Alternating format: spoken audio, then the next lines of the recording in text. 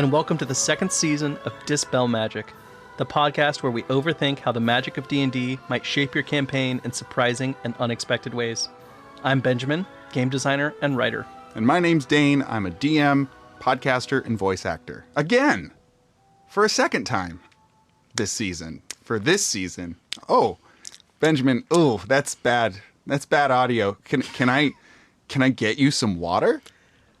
I would love a glass of 10 gallons of water. Well, luckily I have this first level transmutation spell available to me because I am a cleric or druid. We're doing create or destroy water today. Create or destroy water. Mm-hmm. Welcome to season 2, everybody. Welcome. Bigger, badder, better. Benjamin create does or destroy bits now. water. Benjamin does characters now. It's great. That was a character I was doing, yeah. It's a guy. Dry guy. Dry guy. Mm-hmm. What made you pick this one for our season opener? I was doing research into new spells and saw this one, and like some of the other spells we've covered, I can't imagine anyone in the history of 5e has ever taken this spell willingly. So I thought I should read it and see, if there was any way to make this thing worth having. Yeah. And, in typical Dispel Magic style, I found some weird stuff you can do with it. So, well, let's talk a little bit about it. Create or Destroy Water is a first level transmutation spell available to clerics and druids. It takes 1 action to cast, has a range of 30 feet, and a duration of instantaneous. The spell text says, you either create or destroy water. Period. And then it goes on from there.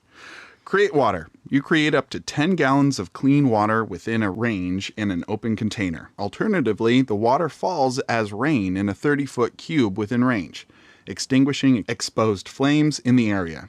Destroy water. You destroy up to 10 gallons of water in an open container within range.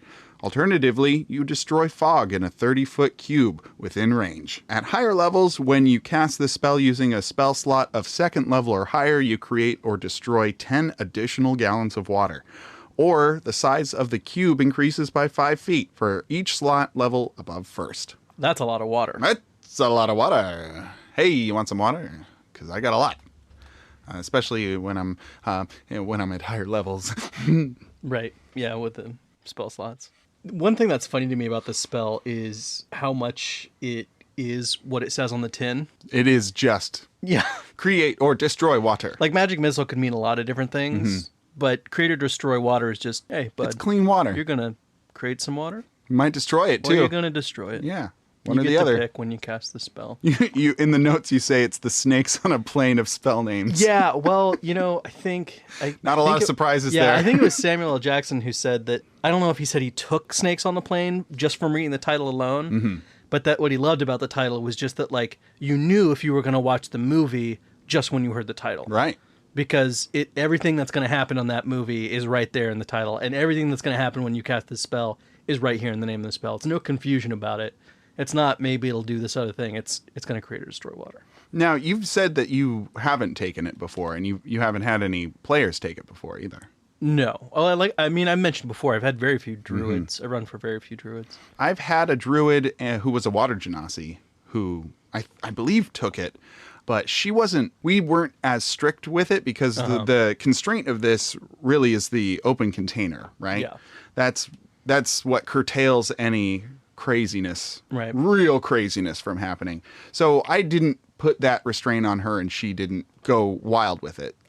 Just used it in appropriate ways. So we had fun with it, with water splashing down on people's heads and things like that. Yeah, goofy pranks, goofy stuff. Yeah, putting out a fire, putting out a fire. So besides creating and destroying water, this is probably just because older versions of D&D had it. Right? Yeah, I think that's one of the reasons why I can't imagine why anyone would take this in 5th edition is this is not an edition where people are playing hardcore survival or games. Adversarial. Right, yeah, there's not a lot of hex crawling. I'm sure people use 5e for hex crawls, but I don't hear about it very often. Yeah, pretty much if you need water, there's water around. That's hand wave. Just have water. Yeah. Finding water is not terribly interesting, so right. Have water. Yeah, it does kind of ring of the past adversarial nature of DMs versus players where Oh, you didn't remember, so now you're going to suffer for it. Yeah. And then, especially with the 30-foot cube of fog, how often does fog show up? I feel like that's a DM trick of, and now there's fog around you and you can't see, so I'm going to be able to attack you easier. I think if somebody took this spell, I would try to create situations where fog was around just to allow them to use it. Yeah, just to justify them having the spell. Right. Interesting. But you can do some kind of crazy stuff with this too, right? You can. First, I think we'll do the most boring stuff you can do with it, which is weaponize the spell. Yeah, who likes fighting? Yeah, that's boring Dungeons stuff. and Dragons? But Come on. people do it sometimes. So might as well. Dane, like you mentioned, you can't directly use this in combat because it requires a container. So I think some people have suggested before that you could use this on a water elemental. Some people have even said you could use it to like desiccate a human being, just suck all the water out of them. Slurp, yeah. But those things don't actually work because it has to be in an open container, which I don't think a human body counts as an open. No, it's a closed container. Yeah, but there are a lot of other things that are within the kind of scope of this spell. Seeing a lot of math here, Benjamin. Yes. So, well, the spell creates between 10 and 90 gallons of water. And the first thing I thought of when I thought about how to weaponize this is that seems like a lot of weight. Water's heavy. Yeah. Water's heavy. So I did some Google, and Google tells me that a gallon of water is 8.3 pounds. So when you cast a spell, even at first level, you're creating 83 pounds of water. Oof. So that's a pretty heavy container because you got to cast it into a container. But the container has to be anywhere within 30 feet. So I think the easiest way to weaponize this is to have pots or some other containers suspended from a ceiling, but in such a way that once they weigh like more than 50 pounds or whatever, they're going to drop. The tensile weight of whatever's hanging exactly. them. You got to be real right on the money with that. Yeah. With the first level version of this spell, you're creating 83 pounds of weight in that pot or container or whatever. At the 9th level spell, you're creating 747 pounds of weight. So if you add that into it would be a pretty giant pot because that's 90 gallons of water. But actually, that might be almost bathtub sized. But anyway, regardless. We should do a Google about it. It's going to hurt a lot. Yeah, it's going to hurt. Well, I did do a Google search for swimming pools because I was wondering if you could fill a swimming pool with this spell. Right, and swimming pools are like thousands or tens of thousands of gallons of water. So I was actually shocked by how little water this was relative to like filling a pool. It's hard to wrap your head around large numbers like this because a gallon is a lot. But when you think about it, I think a cloud is supposed to be 10 billion gallons of water. I read that. on the news. 10 billion. 10 billion gallons of water. Each one. Yeah. Even the little ones, especially the little ones. Yeah, those are what do they say? Less is more. I think that's where that phrase comes from. So the pot thing, I mean, obviously you're gonna have to work really hard to orchestrate the situation where it's another Home Alone. Yeah, it's a Home Alone way of using the spell. Could fabricate help with this? If somebody fabricated pots, you could fabricate pot. I mean, like it would help in the sense that you could fabricate a bunch of pots. So I also looked into weaponizing this by potentially filling up a pit trap, which is why I looked into the pool thing. And even a 5x5x5 area is almost 1,000 gallons to fill up. So there's nothing there. Okay. Nothing doing. Yeah. You got to have like 10 druids capable of casting 9th level spells, all casting this at the same time to fill up a 5x5. We're not making any D&D water parks here. This isn't, we're not changing the world in that way. That'd be cool, though. That'd be cool, though. We should figure that out. Well, just a gate to the elemental plane of water would probably be sufficient. Then do that fine. Yeah. Let's do that. Hello, friends. Dane here saying thank you for listening and sharing our show. Telling other people about Dispel Magic is the best way for us to grow, along with you rating and reviewing our show on whatever podcast app you use. We've also revamped our Patreon. Benjamin is writing monthly spells. There's a behind-the-screen show where we talk about our home games, along with other little extras we'll be sprinkling in here or there. So, if you like the show, please tell a friend, rate and review, and check out our Patreon. Thanks again for listening, and happy spelling. On a grounded level, there's some ungrounded ideas later, but on a grounded level, More practical speaking. One of the most world-changing ways this spell is going to affect your campaign is that clerics and druids can create comfortable settlements in climates normally too arid to support them. Even a first-level cleric or druid can create 20 gallons of water a day using this. So if you've got rations or can forage or whatever, that's about 20 people you can keep alive just if you just do that. Well, it kind of goes back to the origins like we were talking about, the survivalist origin. Yeah. So it works very well for traveling parties, but also making outposts or camps near things that are too dangerous or too far away from a natural water source. Like I said, at first level, you can create, as a cleric or druid, you're going to be creating 20 gallons of water a day. By 5th level, you'll be creating 160. And if you're 20th level for some reason, still just doing this, you can produce 890 gallons of water each day. So it's about a gallon of water per person per day is what I saw on the internet. That's yeah. It's like they designed it to be that way. So you're going to, just in the short term, you can keep a lot of people alive. But in the long term, like if you're creating a settlement with just maybe 5 people, that gives you 1 to cast to have a bunch of water around for a couple days for you and these people. And then the other casting to start farming. Start creating rain on a garden and start farming. If you have time to set this all up ahead of time, you can even make like a reservoir of like just fill up gallons and gallons and gallons of water in a reservoir. I think in a really arid climate, you're going to want to make it rain often enough for the ground to become kind of fertile and enriched before you really try to farm it. I also looked up how many gallons of water you need for different crops. Oh, and so Jesus. So potatoes take 34 gallons of water to grow a pound. Corn takes 108 and grain takes 138. Have you heard of the movie The Martian? Right. Yeah. What's going on there then? Because he had to have a lot of water to grow those potatoes. Well, he might have been growing more than a pound. Yeah, that's crazy. I've just realized what you were saying, what that means.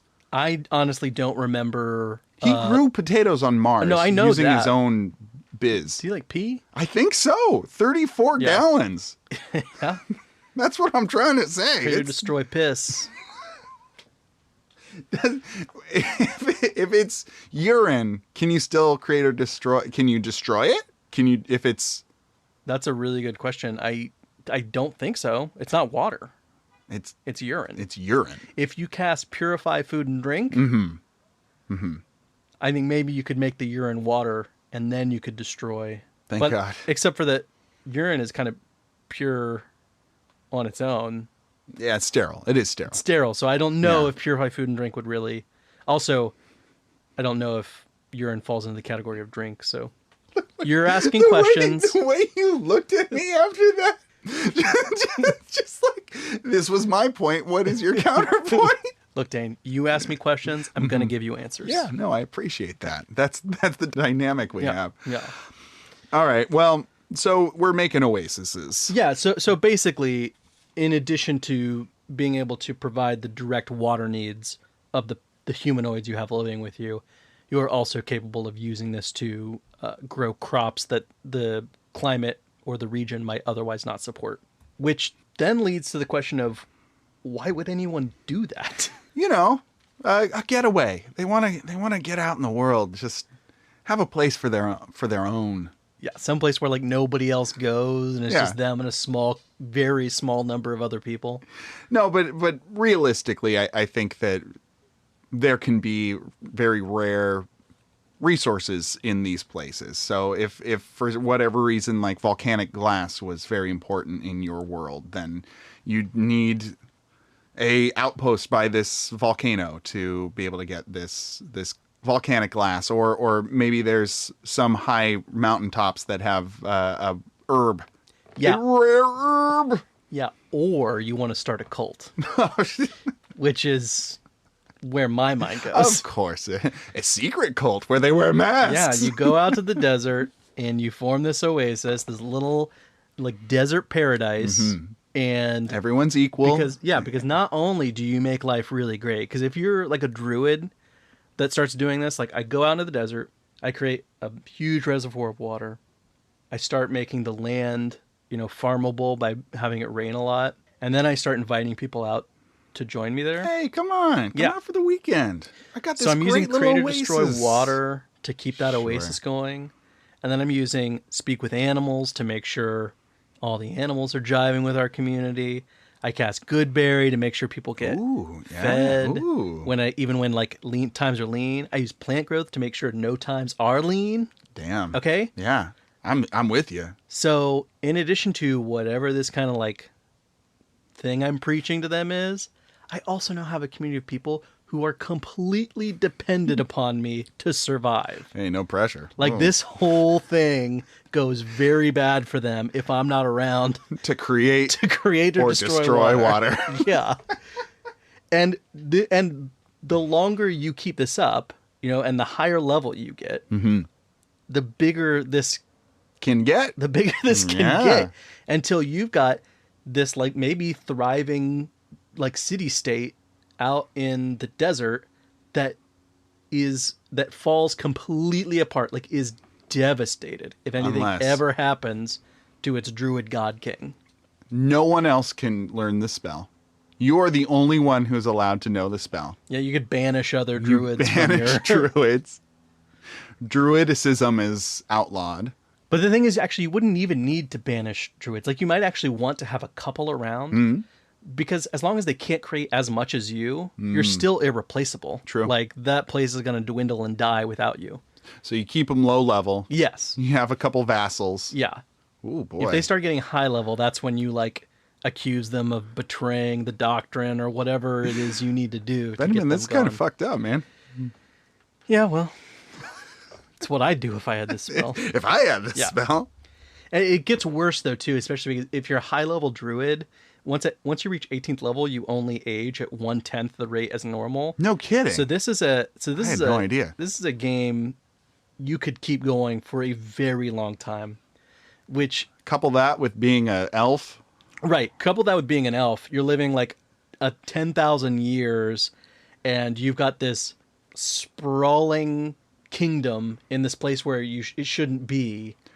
And at that point, I love the idea of running a game where the king is dying and the kingdom is looking for help. They're trying to recruit adventurers. Help, our king is dying. If something bad happens to him, surely our kingdom will come to ruin. And so you go on a grand adventure to save the king.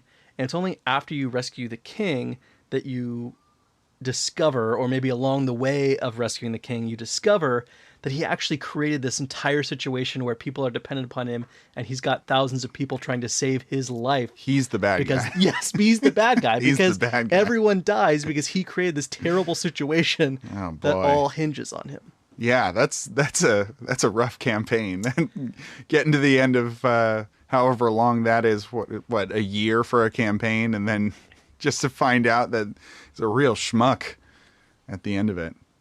Well, my mind, of course, goes to take a couple of levels in Bard, and you got yourself a Rockstar Druid. Okay. Rockstar Druids! Ow! So I mentioned earlier that that's the grounded thing. Oh, that's the grounded thing. That's the grounded thing that can happen? Yes. The cult is the grounded thing.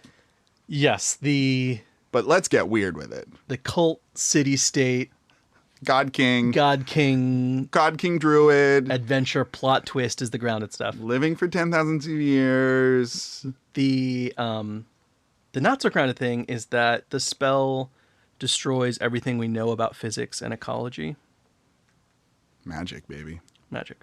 The spell is labeled transmutation, but it doesn't say that air becomes water. It doesn't say anything else becomes water. It just says water is created. And so this is matter being created where there was none before. I have no idea what all the implications of that are. But it seems like it, at the very least, profoundly changes the nature of the universe. Is and isn't.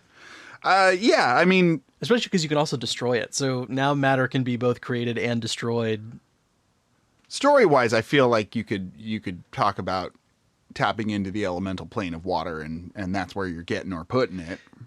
Yeah, I mean, I guess in that sense, the existence of kind of like planes be outside of our universe that are like already kind of do that, because there's already matter that can come into our universe from another place. Yeah. Adding to the mass of that universe. But it's a first level spell. It's a first level spell. It shouldn't be able to do that. That's both like, that's fundamentally like just throwing out a basic tenet of science. Yeah. Do you think it should be a higher level spell then? No, because that'll almost never matter in a campaign.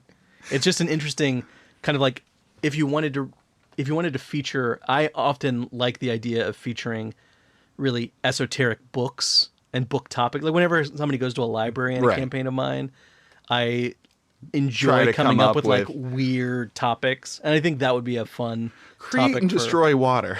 Yeah. What does it mean? I think you could come up with a really fun book to put in a campaign about the implications of create destroy water on how reality should be torn asunder from this first level spell, but it's not. Right. That's where we are. That's where we are. That's where we are. In terms of ecology, the biggest thing I think of is, like, first of all, it lets you grow plants that you normally wouldn't be able to grow in an area, which is pretty cool. By definition going to mean that then animals are showing up in the region that are normally not able to survive in that region. Cast over a long enough period of time, I have no idea what this does, but if suddenly there's a lake where one would never have been before, I imagine that does things to the temperature of the region. I imagine that does things to the natural precipitation of the region. So I'm sure there's some ecological studies about damming water. Well, no, about us in the U.S. creating dams and lakes and things where there weren't before. I mean, I get the sense that if you did this long enough out in the desert, you might actually be able to terraform the desert. I'm thinking of Salton Sea. They did this at the Salton Sea. They created a man-made lake, and now it's drying up, and all of the pollution that went into this lake is now concentrated into this disgusting muck. And they didn't necessarily terraform it, but they did ruin the land in the area because of it. So that's one effect. I don't know if you call condensed pollution ruined, but sounds like Teenage Mutant Ninja Turtles to me. It is the secret of the ooze. Yeah. You're right. Man, the amount of giant, muscly Ninja Turtles that are around Salton Sea. Yeah, I believe that. Overrun. A lot of old rat men too. That's cool. Well, if you have any ideas for your campaign based around create and destroy water, you can tweet us them. Please let us know. Season 2. Let us know about your ideas. Tweet them at Dispel Magic Pod on Twitter. That's right. We're super excited to be back. We hope you enjoyed this inaugural episode of Season 2. My name is Benjamin. You can find me on Twitter at Sterling Vermin, on the internet at sterlingvermin.com. And Dane? And I am Dane, and you can find me everywhere at Dane in Danger. You got a new one for this season? You got a new one? Oh. Did you come up with the one? I didn't even think about it. Ah, jeez. All this planning. I had all summer long to figure out what I did, and I didn't do it. Thanks so much for listening. We'll see you again after your next long rest. Classic.